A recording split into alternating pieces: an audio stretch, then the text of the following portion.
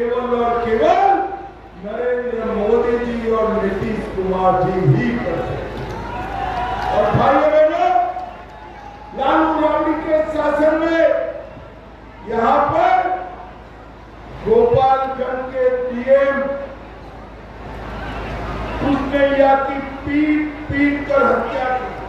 मुजफ्फरपुर पहुंचे केंद्रीय गृह मंत्री अमित शाह ने महागठबंधन को लेकर दिया बयान। कहा, बिहार में अगर बनेगी महागठबंधन की सरकार तो खुलेगा 3 नया मंत्रालय, एक लूट और रंगदारी, दूसरी हत्या और तीसरा अपहरण का मंत्रालय खुलेगा। साथ ही महागठबंधन पर जमकर साधा निशाना।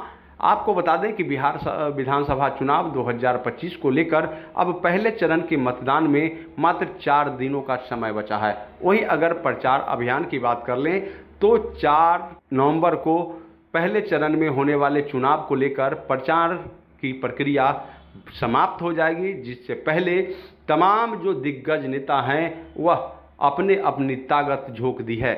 इसी क्रम में आज केंद्रीय गृह मंत्री अमित शाह मुजफ्फरपुर के साहेबगंज विधानसभा क्षेत्र के देवरिया पहुंचे थे, जहां उन्होंने एक साथ 3 विधानसभा क्षेत्र को लेकर एनडीए प्रत्याशी को जिताने के लिए जमकर मंच से गरजे।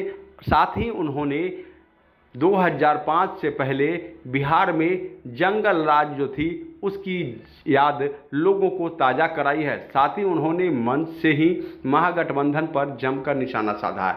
कहा है कि दिल्ली में बैठी सोनिया गांधी और पटना में बैठे लालू प्रसाद यादव को बिहार की चिंता नहीं है।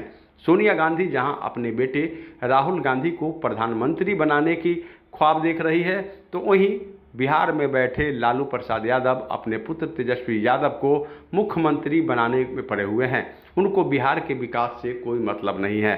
साथ ही उन्होंने लालू राज में जितने भी घोटाले हुए थे, उन्होंने मंच से पूरे घोटाले को गिनाने का काम जनता के बीच किया। साथ ही उन्होंने बड़ा सवाल किया है और कहा है कि अगर बिहार में महागठबंधन की सरकार बनती है तो 3 नया मंत्रालय खुलेगा। पहला लूट और रंगदारी का, दूसरा हत्या का और तीसरा अपहरण का। तो एक बार कहीं ना कहीं फिर 2005 से पहले वाली सरकार की याद को बिहार के लोगों को ताज़ा कराने का काम मुजफ्फरपुर पहुंचे केंद्रीय गृह मंत्री अमित शाह ने मंच से संबोधन के दौरान कहा है। सुनिए क्या कुछ कह रहे हैं मंच से संबोधन के दौरान केंद्रीय गृह मंत्री अमित शाह।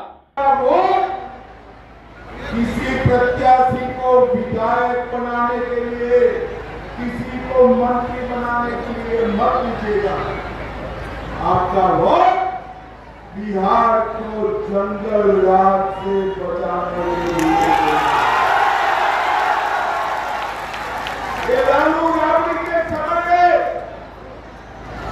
15 साल में बिहार का जो पतन हुआ वही जंगल राज आज कपड़े, चेहरा और भेष बदलकर फिर से आने वाला है।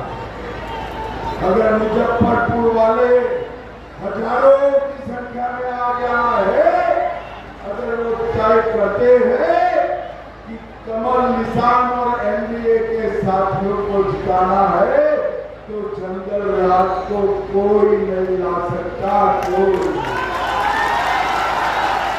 भाइयों बहनों, नीतीश कुमार जी और नरेंद्र मोदी जी की जोड़ी ने बोध गया में IIM दिया, भागलपुर में IIIT दिया, दरभंगा और पटना में एम्स दिया, पटना मेट्रो का उद्घाटन किया, पूर्णिया एयरपोर्ट चालू हो चुका है। एशिया का सबसे बड़ा चौड़ा पुल बिहार में बना, 30,000 करोड़ से नवीनगर में पावर प्लांट। ये केवल और केवल नरेंद्र मोदी जी और नीतीश कुमार जी ही कर सकते हैं। और भाइयों बहनों, लालू राबड़ी के शासन में यहाँ पर गोपालगंज के डीएम उसने यहाँ की पीट कर हत्या की। अगर फिर से लालू के बेटे सीएम बनते हैं तो बिहार 3 नए मंत्रालय खुलेंगे। एक मंत्री बनेगा अपहरण का इंडस्ट्री चलाने वाला मंत्री, दूसरा बनेगा रंगदारी चलाने वाला मंत्री और तीसरा बनेगा अपहरण और खून को बढ़ावा देने वाला। और अगर आपने नीतीश जी और मोदी जी के नेतृत्व में सरकार बनाई तो बाढ़ मुक्त बिहार के लिए मंत्रालय बनाया जाएगा। बाढ़ मुक्त बिहार आजादी के 70 साल तक कांग्रेस, आरजेडी, सपा, बसपा, ममता, ये सभी लोग धारा 370 को हटाने लगे।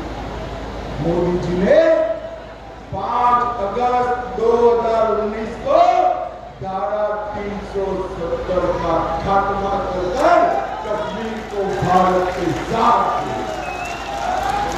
भाइयों बहनों, सोनिया मनमोहन लालू के जमाने में जब आतंकवादी हमले होते थे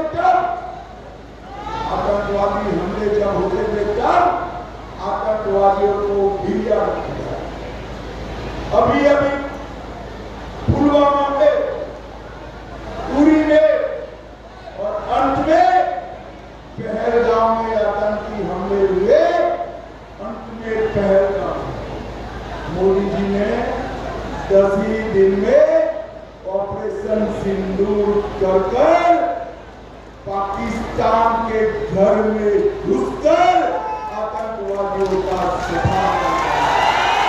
आप लोग बोलना लालू जी ने किया है, मैं पूछूंगा, ठीक है? मुजफ्फरपुर वालों, चारा घोटाला किसने किया? जोर से बोलो, चारा घोटाला किसने किया? लैंड फॉर जॉब स्कैम किसने किया? होटल बेचने का घोटाला किसने किया? अलग तारा घोटाला किसने किया? बाढ़ राहत में घोटाला किसने किया? भर्ती घोटाला किसने किया? इतना सारा